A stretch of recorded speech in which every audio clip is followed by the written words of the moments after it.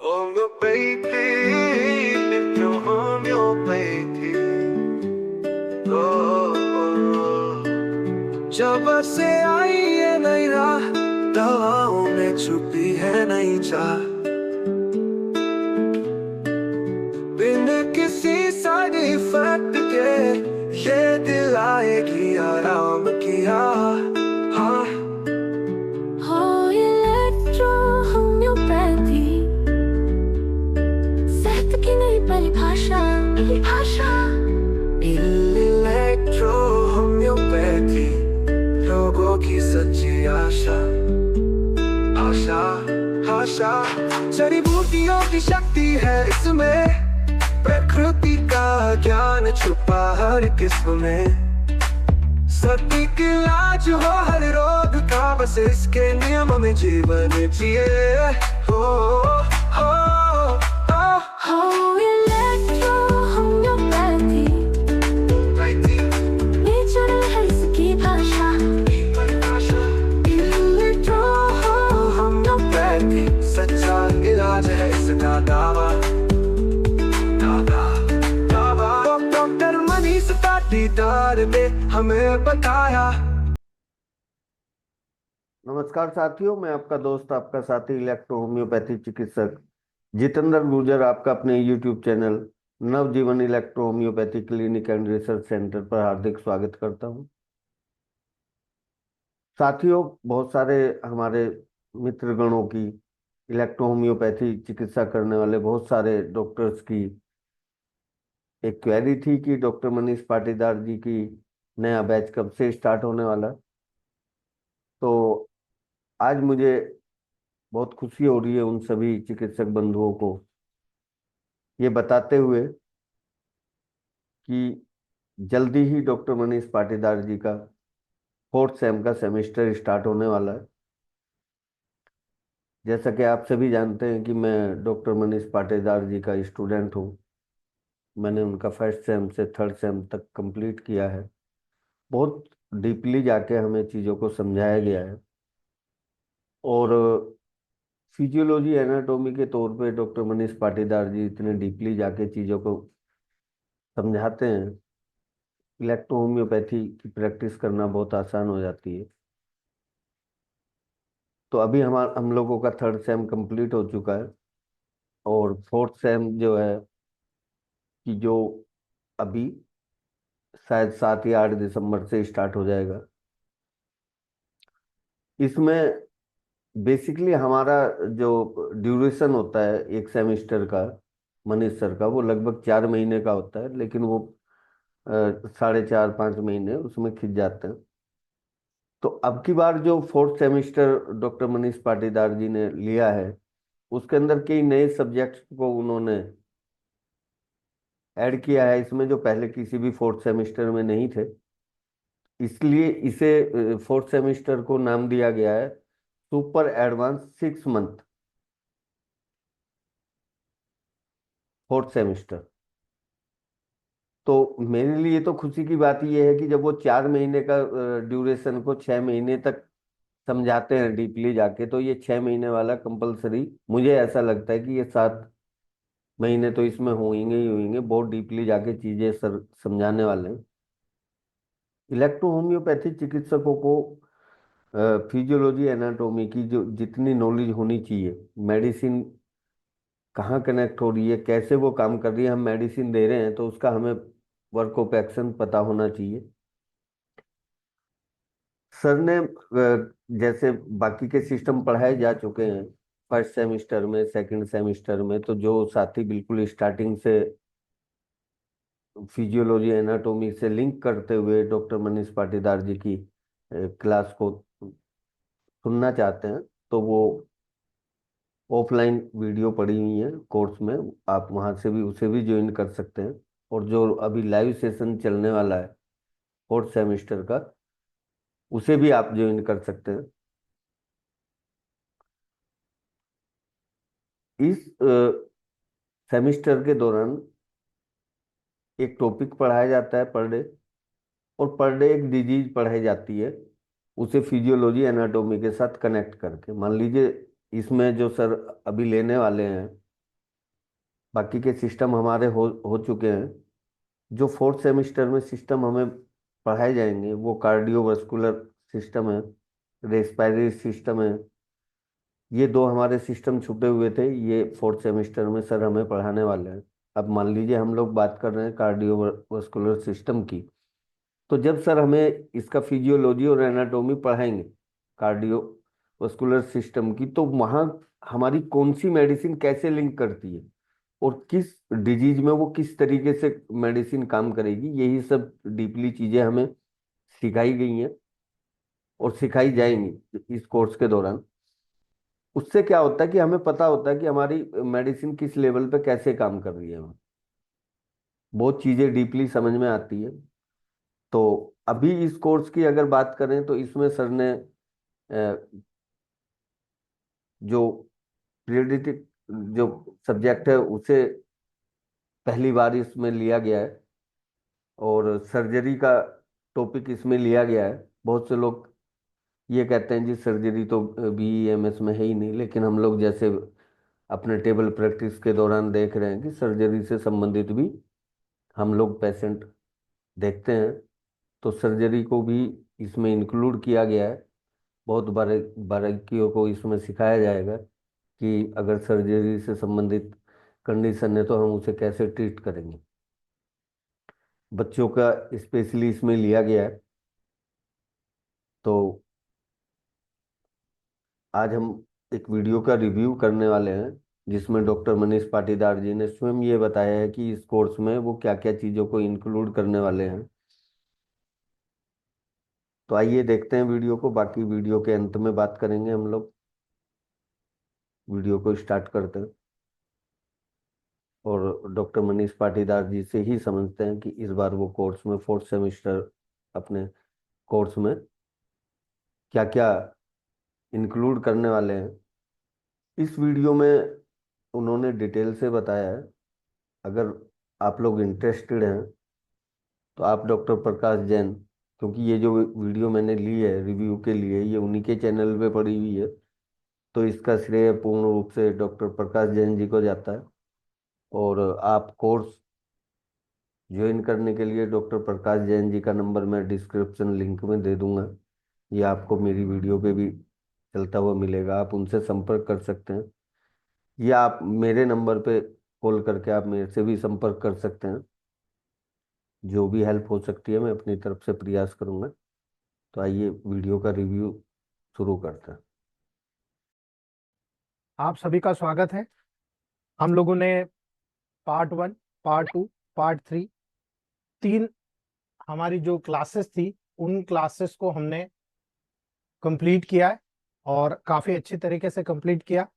आज हम लोग जो पार्ट 4 शुरू करने जा रहे हैं, क्योंकि त्योहार था, दीपावली का समय था, 5-7 दिन सभी लोगों को अपने आवश्यक त्योहारों में घर की सफाई से लगाकर तमाम कार्य करना थे। इसलिए हमने ये 2 तारीख तक अवकाश घोषित किया था कि भाई 2 तारीख तक हम लोग ऑफ रखेंगे। तो फिर कुछ लोगों ने कहा नहीं सर आप 5 या 6 से शुरू करिए। तो हमने फिर सब छोड़कर 7 तारीख से जो हमारा पार्ट 4 है वो शुरू हो जाएगा। जिसे ज्वाइन करना है वो पहले कर ले ताकि बाद में आप लोगों को परेशानी ना आए। और पार्ट 4 जब हम लोग स्टार्ट करेंगे तो पार्ट 4 का जो मेन सब्जेक्ट है, जो मेन क्राइटेरिया जा रहा है वो थोड़ा सा डीप हो जा रहा है दोस्तों। हो सकता है 6 या 7 महीने का एक क्लास है। इसलिए मैं आप लोगों को क्लियरली इंडिकेशन दे रहा हूं कि आप लोगों को परेशान होने की जरूरत नहीं है। हमने ऐप इसीलिए बनाया है कि हमारे ऐप में कंटिन्यू आप लोगों को देखने को मिलेगा, कंटिन्यू ये सारी चीजें रहेगी। आप क्लास ज्वाइन कर पाएंगे तब भी, नहीं कर पाएंगे तब भी आपको वहां पर मिलता रहेगा। मैं 5 चीजें आपको क्लियर करने जा रहा हूं दोस्तों। जो हम लोगों का इस साल जो क्राइटेरिया रहने वाला है उसमें सबसे इंपॉर्टेंट जो रहेगा दोस्तों वो है हमारा कार्डियोवेस्कुलर सिस्टम,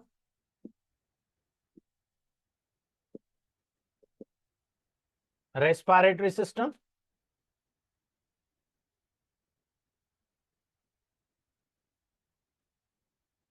स्पेशल सेंसेस,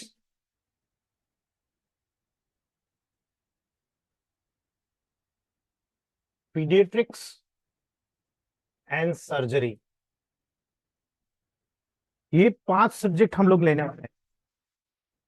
और ये जो 5 सब्जेक्ट हैं ये बहुत इंपॉर्टेंट है हमारे लिए दोस्तों, जो हमारी टेबल प्रैक्टिस को बूस्ट करने वाला है दोस्तों।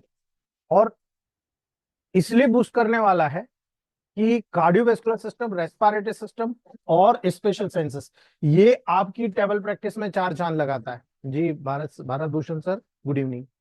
ये 4 चांद लगाता है। लेकिन सबसे बड़ा सब्जेक्ट ये होता है, बहुत सारे लोगों को इसके बारे में पता है, डिसीजेस के बारे में पता है, लेकिन बहुत सारी फिजियोलॉजिकल, एनाटॉमिकल, पैथोलॉजिकल बैकग्राउंड से बहुत सारी चीज हम मिस करते हैं। और ये 3 ऐसे सिस्टम होते हैं जो पीडियाट्रिक और सर्जरी को भी जोड़ते हैं। अगर आप पीडियाट्रिक और सर्जरी को इसमें इन्वॉल्व कर रहे हैं, जी Manjeet Singh sir, good evening, तो यहाँ पर एक बहुत ही डीप में जाने का काम होता है। अगर आपके पास कोई पेशेंट आया, पीडियाट्रिक से आया, और पीडियाट्रिक के केस में आया और कहा कि साहब ये एक्यूट एब्डोमेन पेन का केस है ना, हम, जी डॉक्टर सर, जी बलविंदर बदाम सर कनाडा से, thank you sir, most welcome. मैं आप लोगों को ये इसीलिए बताना चाह रहा था कि ये जो कंडीशन है, जी विलास सर, सभी दोस्तों को मेरा गुड इवनिंग। मैं क्राइटेरिया अभी किसी का नाम नहीं देखूंगा क्योंकि मुझे आपको 30 मिनट में डिमॉन्स्ट्रेट करके खत्म करना है दोस्तों। तो ये इसलिए मैंने जोड़ा कि मेरी लाइफ में मैंने बहुत सारे ऐसे केसेस रिसीव्ड किए, है ना, जिनको मैंने पटल पे रखा, हमारे पटल पे रखा इलेक्ट्रोमेग्नेटिक, और उन लोगों ने बहुत सारा अप्रिशिएट किया, और उन्होंने जब अपने टेबल प्रैक्टिस में उसको इन्वॉल्वमेंट किया तो उनको रिजल्ट 2 गुना बढ़ गए, है ना। तो ये चीज मैं आपको भी बताने जा रहा हूं कि यहाँ अभी जो प्रेजेंट कंडीशन में आप लोगों को एक बहुत अच्छी न्यूज और देता हूं दोस्तों। वैसे मुझे लास्ट में बताना चाहिए, पर मैं 2 चीज, एक नहीं 2, सबसे पहले हमारे महाराष्ट्र के जितने डॉक्टर हैं उनको बधाई देता हूं। बधाई इसलिए देता हूं कि बीएससी इलेक्ट्रोहोम्योपैथ का एक छोटा सा 3 साल का जो सब्जेक्ट है, महाराष्ट्र गवर्नमेंट ने स्वीकार कर लिया है। और नंदुरबार इलाके में, नंदुरबार के सारे डॉक्टरों को मैं हेड्सअप करता हूं कि सर आप लोग, पूरे महाराष्ट्र के डॉक्टर को अप्रिशिएट करता हूं कि आप लोगों ने बहुत अच्छा है प्रेशर दिया गवर्नमेंट पे और सपोर्ट लिया गवर्नमेंट का। उन गवर्नमेंट के सारे अधिकारियों को, जितने हमारे नेतागण हैं, सभी लोगों को बधाई कि आपने इलेक्ट्रोहोम्योपैथ को बीएससी के लेवल पर ज्वाइन कर दिया। हम उसमें भी खुश हैं। एक क्राइटेरिया है कि उस क्राइटेरिया में हम आ जाएंगे कि इलेक्ट्रोहोम्योपैथी कुछ होता है ना, झूला छाप जो शब्द होता है ना, वो हट जाएगा। हमने बीएससी किया इलेक्ट्रोहोम्योपैथ में, है ना। आते समय में एमएससी भी हो सकता है, आते समय में इसका कोई भी हम लोगों का बहुत बड़ा क्लासेस भी हो सकती है ना। तो ये सारी चीजें हम लोगों को जब यहाँ समझ में आएगी, तब जब आपको ये सब्जेक्ट्स आपको समझ में आएंगे। दूसरी बात, भारतीय गवर्नमेंट भी कुछ ना कुछ कर रही है। मोदी जी का भी मैं आपको बता रहा हूं, जनवरी से मार्च के बीच में आपको बहुत अच्छा निर्णय मिलने वाला है, बहुत अच्छा डिसीजन मिलने वाला है। दुआ करिए सब अपने अपने धर्म में, मेटी जी के लेवल पर हमको ब्लेसिंग बहुत जल्दी मिलने वाली है। इलेक्ट्रोहोम्योपैथ का बहुत कुछ होने वाला है, इसलिए अपने आप को बोल्ड कर लीजिए, तैयार कर लीजिए कि आते समय में लास्ट चिकित्सा पद्धति इलेक्ट्रोहोम्योपैथ हो, और फुलफिल इलेक्ट्रोहोम्योपैथ चिकित्सा पद्धति ही आपको एक टॉप लेवल पर लेके जाएगी दोस्तों। तो आज मैं जो बताने जा रहा हूं, 5 सब्जेक्ट आपको बताना है दोस्तों। ये पेडियाट्रिक्स जो है इसलिए शामिल किया गया कि जब कार्डियोलॉजी और रेस्पिरेटरी का लिंक देखा जाता है तो बच्चों में और एडल्ट में बहुत डिफरेंस होता है ना। एक एक्यूट एब्डोमेन पेन का अगर आपके पास केस आ गया तो आप मॉडर्न साइंस में जाते हैं, देखते हो वो एक एंटीबायोटिक दे रहा है, एक पेन किलर दे रहा है, एक एंटी इन्फ्लामेटरी दे रहा है। आप दे रहे हो क्या? आप क्या दोगे? सबसे पहले क्वेश्चन मार्क आप पे ही लगता है कि यार आप क्या दोगे, है ना। मैं आपको ऐसा बना दूंगा दोस्तों, मैं पिछले 3 साल से काम कर रहा हूं, है ना। मैंने बहुत सारी डिसीजेस यहाँ पर देखी है। आप देखते हो कि बच्चा रो रहा है, रात में बार बार कान में उंगली कर रहा है ना, आप कैसे ठीक करोगे, है ना। चुटकी बजाते ठीक कर दोगे आप, है ना। और एक्यूट एब्डोमेन का तो पेन का केस ऐसा है, ये एमबीबीएस एमडी डॉक्टर का खुद का बच्चा जो खुद पीडियाट्रिशियन है एमडी में, वो अपने बच्चे का पेट दर्द बंद नहीं कर पाया, और हमारी इलेक्ट्रोहोम्योपैथ ने विदिन 1.5 मिनट, 1 से 1.5 मिनट में ठीक कर दिया। उनकी वाइफ को मैंने, अब हालांकि वो यहाँ से 13-14 किलोमीटर दूर है, उनकी वाइफ को मैंने एब्डोमेन स्प्रे दिया था। अब आप में से जो लोग हमारे क्लास ज्वाइन करे, मैं उनको बोलने की जरूरत नहीं, A2 F2 S5 C5, है ना, वर्टू WY याद है आप लोगों को, है ना। हम तो वर्मन वाई का एक एक ड्रॉप ही डाल देते हैं, उससे पेट दर्द ठीक हो जाता है। अब 13 किलोमीटर दूर है, रात को 1:30 बजे फोन आया, यार कुछ कर सकता हो तो बता यार, क्या कर सकते हैं, मेरे पास यही है मेडिसिन आपने दी थी, इसमें एक स्प्रे दिया था। मैंने कहा बिल्कुल, उसको अम्बिलिकल कार्ड पे भी डाल दो, पूरे एब्डोमेन पे अप्लाई करा दो। 10 मिनट बाद फोन आया, अरे यार ये कौन सी जादू की झप्पी दे दी यार, वो तो फर्स्ट क्लास सो गया बच्चा, पेट दर्द भी बंद, सुबह उठा तो अच्छे फर्स्ट क्लास दस्त हो गए, पेट क्लियर हो गया एकदम। ये क्या कारण था, है ना। तो ये चीजें हमें सीखना है और मैं बताने वाला हूं दोस्तों।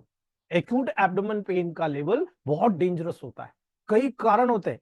अब वो पीडियाट्रिक के कारण अब बच्चा बोल सकता, तो आप वहां पर आइडेंटिफाई कर सकते हो, बहुत आसानी से कर सकते हो। अब बच्चा तो बोलता नहीं है साहब, है ना। अब बच्चा बोलता नहीं है तो आप कैसे डायग्नोस करोगे कि भाई इसको प्रॉब्लम क्या है ना।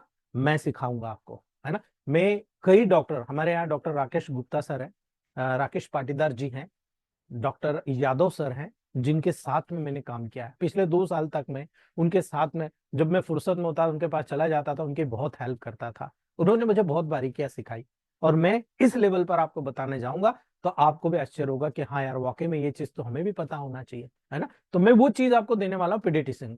जब पीडियाट्रिक्स पढ़ेंगे तो हम देखेंगे एक बच्चा जब डेवलप हो रहा, तो अभी तो हमें कैलोरी वैल्यू ही नहीं मालूम है ना। हमें यही नहीं मालूम है कि इसकी बच्चे की हाइट, हेल्थ, वेट क्या है, ये कैसे डेवलप कर रहा है, ये डेवलप नॉर्मल है या नहीं है दोस्तों।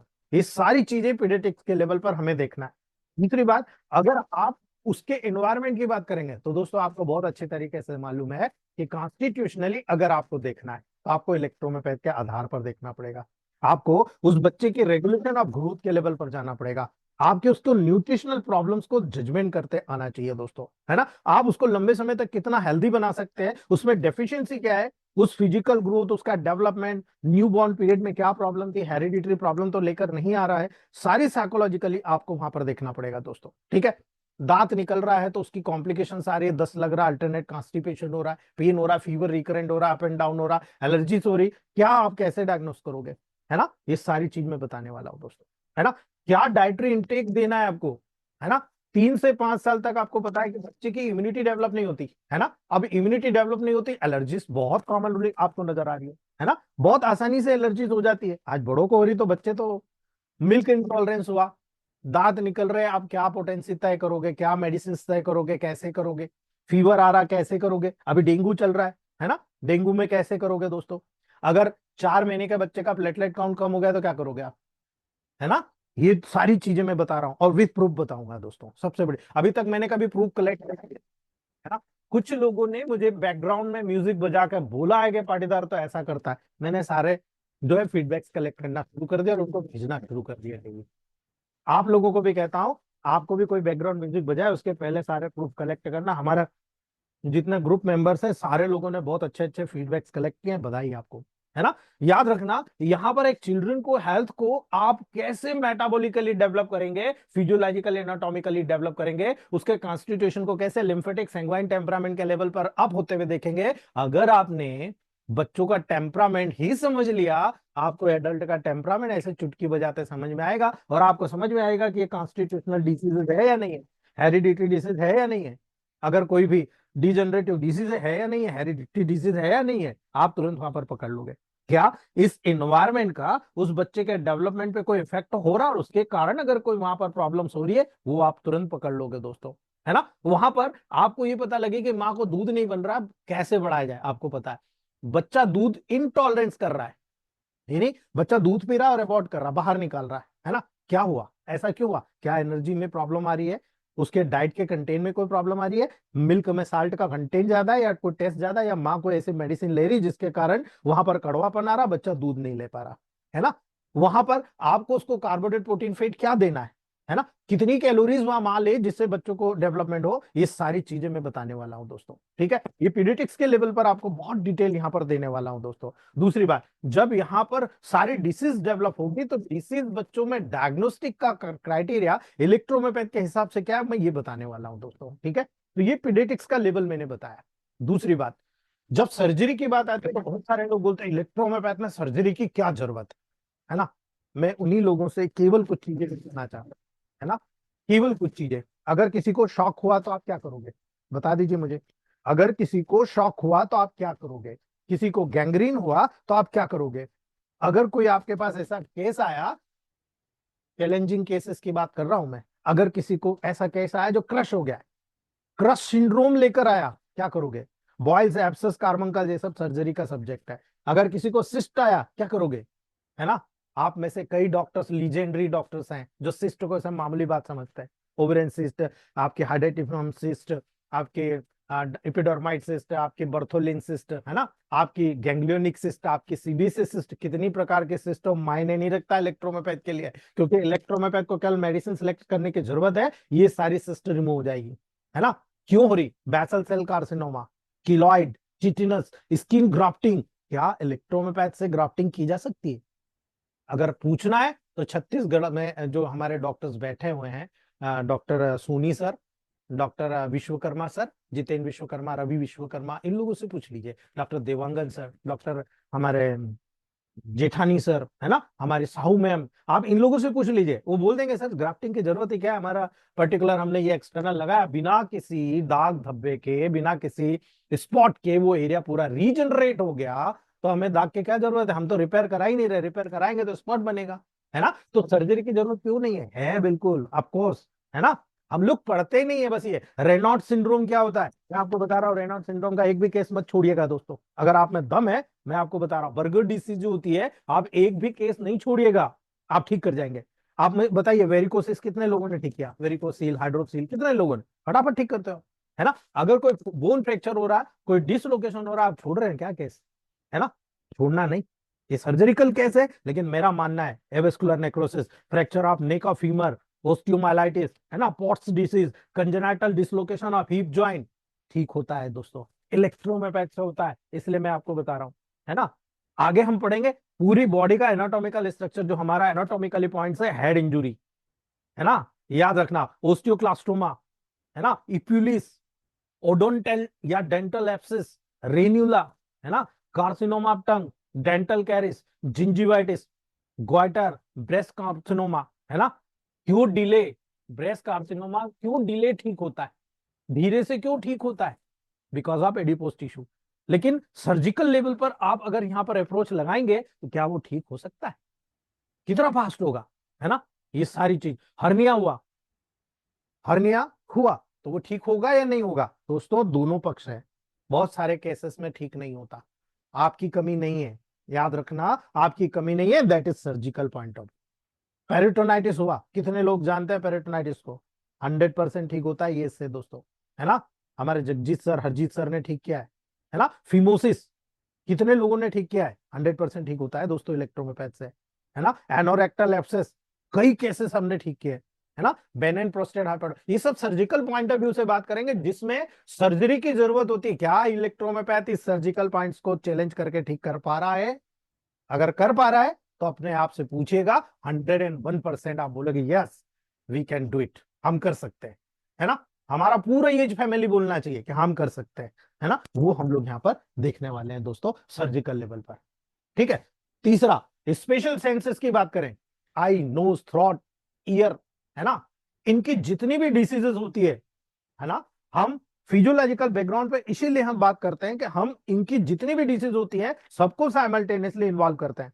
अगर हम यहां पर बात करें, नोज से शुरू है, कोल्ड, कोराइजा, है ना, आगे जाएंगे हम, nasal polyp, acute suppurative otitis media, chronic suppurative otitis media, है ना, ओडेंटेल्जिया, ओटेल्जिया, ईयरेक, डिफनेस, ये सारी चीजें हम लोगों की है दोस्तों। ऑरल पॉलिप, नेजल पॉलिप, है ना, टिनिटस, गिडीनेस, वर्टिगो, ये पूरी हेड इंजुरी, याद रखना दोस्तों, पूरी हेड इंजुरी एज यूजुअल आपके सर्जरी के लेवल पर, और साथ में पर्टिकुलर आपका जो फिजियोलॉजिकल एनाटॉमिकल बैकग्राउंड के आधार पर जो हमारे इलेक्ट्रोमेपैथ मटेरिया मेडिका और प्रैक्टिस ऑफ मेडिसिन में उनको पढ़ेंगे। अर्थात मेरे कहने का मतलब है, यहां पर सबसे पहले आइस, है ना, आपकी नोज, आपके ईयर, इनका पूरा फिजियोलॉजिकल प्रोसेस, ये काम कैसे करते हैं, क्या क्या चीज कोऑर्डिनेटेड होती है, किससे इसका लिंक है, and then related all diseases, यहां पर आपको मैं बताने वाला हूं दोस्तों। और कोशिश कर रहा हूं इस बार इनकी पूरी पीडीएफ आपको मिले, ठीक है, कोशिश, क्योंकि मुझे कंप्यूटर चलाना आता नहीं। अभी मेरे बालक ने, आपने देखा होगा कि ये लैपटॉप में मेरे बालक ने सेट करके जूम मीटिंग सेट किया है ना। तो ये सारी चीजें दोस्तों, मैं बहुत अनभिज्ञ हूं, मुझे इतना ज्यादा लैपटॉप चलाते नहीं आता, केवल चालू बंद करना, किसी को ऐड करना, ये बस इतना आता है, इसके अलावा कुछ नहीं आता, ठीक है। मीनियर डिसीज आजकल सबसे कॉमन आपको देखने को मिल रही है, आप में से कई लोग ठीक कर चुके हैं, बेल्स पाल्सी, है ना, डिवेटल नेजल सेप्टम, ये सब मैं बताने वाला हूं, राइनाइटिस, साइनोसाइटिस, है ना, फेरिंजाइटिस, एपिस्टेक्सिस, है ना, ये जितनी भी चीजें ओरल से रिलेटेड, पर्टिकुलर टॉन्सिलाइटिस, फेरिंजाइटिस, है ना, आपका गोइटर हुआ, ये जितना भी रेस्पिरेटरी लेवल पर नजर आएगा, बिकॉज रेस्पिरेटरी सिस्टम भी हमारा है साथ में, है ना। तो यहां पर आपको स्पेशल सेंसेस में डेंटल कैरीज से लगाकर डेंटल एब्सेस तक पूरा मैं बताने वाला हूं, और साथ में ल्यूकोप्लेकिया जो कैंसर में कन्वर्ट हो रहा है दोस्तों, वहां पर भी मैं ये बताने वाला हूं। ठीक है, ये सारी चीजें यहां पर मैं आपको सेविंग करके देने वाला हूं कि ये कैसे काम करेगा। ठीक है, जब आप रेस्पिरेटरी सिस्टम की बात करोगे, upper respiratory lower respiratory tract में डिवाइड करोगे, तो कौन कौन सा अपर रेस्पिरेटरी ट्रैक है, कौन कौन सा लोअर रेस्पिरेटरी ट्रैक के इन्फेक्शन है, क्या वाकई में ये प्राइमरी पैसी में आपके रेस्पिरेटरी ट्रैक की डिसीज है, या अदर देन आजकल मालूम है आपको मल्टीपल डिसऑर्डर लेकर आ रहा है ना, एलर्जीज के लेवल पर आ रहा है, एलर्जीज के लेवल पर मास्टर बन गए दोस्त, है ना। मैं स्मेल थेरेपी आपको देने वाला हूं। अम्बिलिकल ऑयल थेरेपी में मैं 40 अम्बिलिकल ऑयल थेरेपी का लेवल पर काम कर रहा हूं, जिसमें मैं हेड्सअप कहूंगा डॉक्टर राकेश संतनानी सर को और डॉक्टर यशवंत बैरासे सर को, भोपाल से, दोनों इटारसी और भोपाल।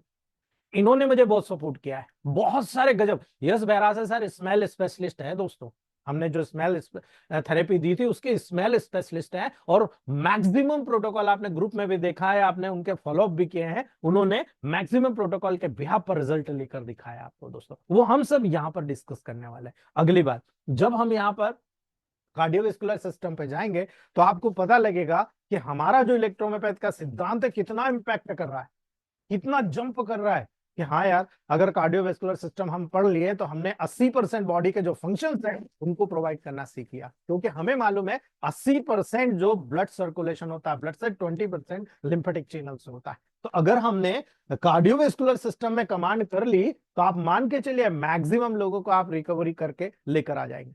ठीक है, इस महीने मैंने करीब करीब जो हमारा हार्ट ब्लॉकेज के केस है, मेरे पास 29 केसेस के फीडबैक्स हैं मेरे पर्सनल, जिनकी एंजियोग्राफी पॉजिटिव थी, उनकी एंजियोग्राफी नेगेटिव हो गई है दोस्तों। 2-3 महीने के लेवल पर हम लोगों ने उनका जो एंजियोग्राफी का लेवल था, जितने ब्लॉकेजेस थे सब रिकरेंटली वहां पर ब्लॉक मुक्त कर दिए दोस्तों। आप में मैक्सिमम लोगों को पता है कि हम कैसे हार्ट ब्लॉक को ठीक करते हैं।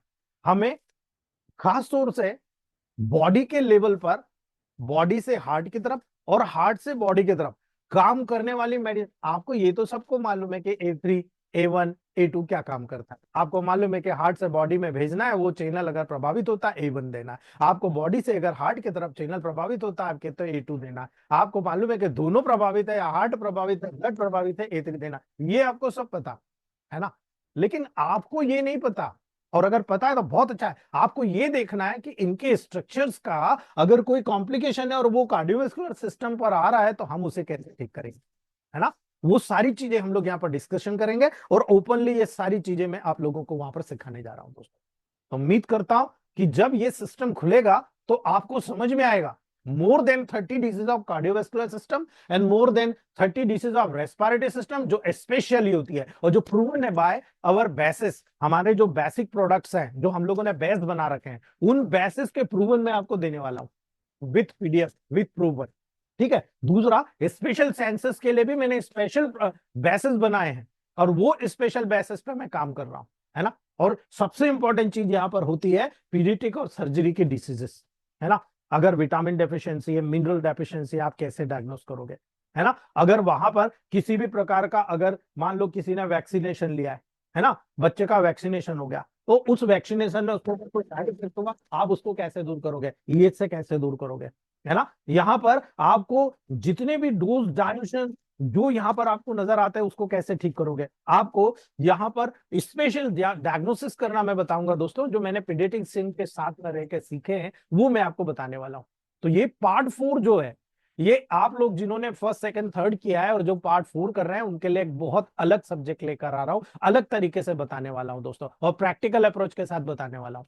और ये प्रैक्टिकल अप्रोच का सबसे बड़ा ग्रुप जो है हमारे, चलिए साथियों, ये हमने डॉक्टर मनीष पाटीदार जी से जाना कि 4th सेमेस्टर में वो क्या क्या इंक्लूड करने वाले हैं, और मैं तो बहुत उत्सुक हूँ क्लास ज्वाइन करने के लिए, नई नई चीज़ें सीखने के लिए। और डॉक्टर मनीष पाटीदार जी नॉलेज को एक अलग लेवल पे ले जाते, नो डाउट सभी इलेक्ट्रो होम्योपैथी जो चिकित्सक हैं सभी को नॉलेज है, लेकिन वो एक हमारी नॉलेज को एक अलग लेवल पे ले जाते हैं।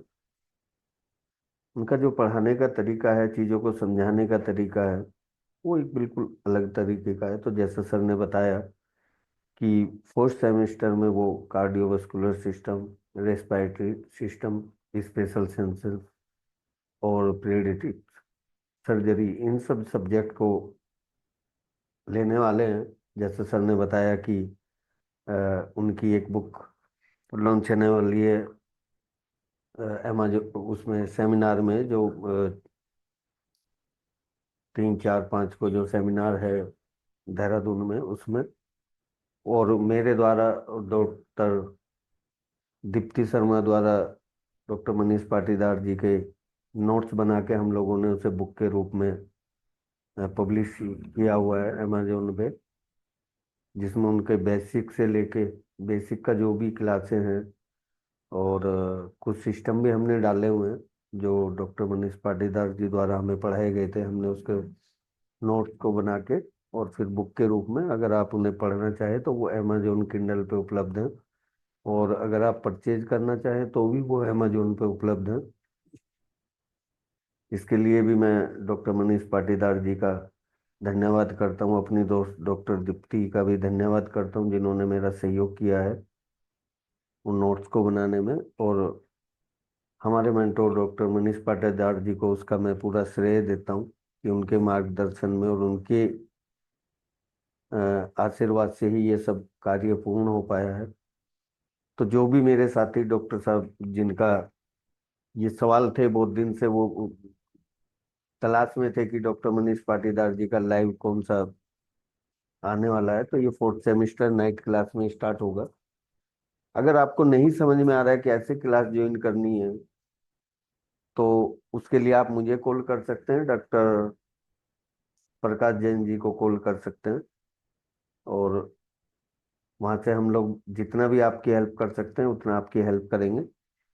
और हमें बहुत मतलब खुशी होगी अगर आप हमारी फैमिली के मेंबर बनेंगे। तो मुझे लगता है कि सारी चीज़ों पे चर्चा हो चुकी है। मनीष सर ने बता दिया है कि वो लोग क्या क्या इसमें करने वाले हैं। अब की बार फोर्थ सेमेस्टर में इसे नाम ही सुपर एडवांस इसलिए दिया गया है कि पिछले जितनी भी बार सर ने फोर्थ सेमेस्टर पढ़ाया है जिस किसी भी क्लास में, उससे एक्स्ट्रा चीजें इसमें ऐड की गई हैं। तो ये बिल्कुल हटके है हर बार से, एडवांस से भी सुपर एडवांस, इसीलिए सर ने इसे नाम दिया है super advance 6 month fourth semester. पहले जितने भी फोर्थ सेमेस्टर थे वो सब 4-4 महीने के थे, लेकिन इसे 6 महीने का सर कह रहे हैं। मुझे लगता है ये 6 महीने से तो ऊपर ही जाएगा, जितना डीपली जाके सर चीजों को समझाते हैं। तो एक अनुरोध और रहेगा साथियों, हमारे बहुत सारे ऐसे साथी हैं जो मेरी प्रत्येक वीडियो को देखते हैं, उसके लिए मैं उनका धन्यवाद करता हूँ। और लेकिन उन्होंने चैनल को सब्सक्राइब नहीं किया है, वीडियो देखते हैं, पूरी देखते हैं, तो चैनल को सब्सक्राइब नहीं करते हैं। तो उनसे मेरी एक तरीके से रिक्वेस्ट रहेगी कि वो चैनल को सब्सक्राइब करें। और क्योंकि हमारे चैनल 2000 प्लस हो चुका है, अगर मैं अपनी एक फैमिली की बात करूं कि जो हमारी यूट्यूब के थ्रू जो मेरी एक फैमिली बनी है, उसके 2000 प्लस सदस्य हो चुके हैं। तो मैं उन सभी का धन्यवाद करता हूं जिन्होंने मेरे चैनल को सब्सक्राइब किया है। किसी भी जानकारी के लिए आप मुझे मेरे नंबर पर जो नीचे आपको दिख रहा होगा, इस नंबर पर आप मुझे कॉल कर सकते हैं। जितना मैं कर सकता हूँ उतना आपकी भरपूर कोशिश रहेगी मेरी कि मैं आप लोगों की हेल्प कर सकूं। नमस्कार।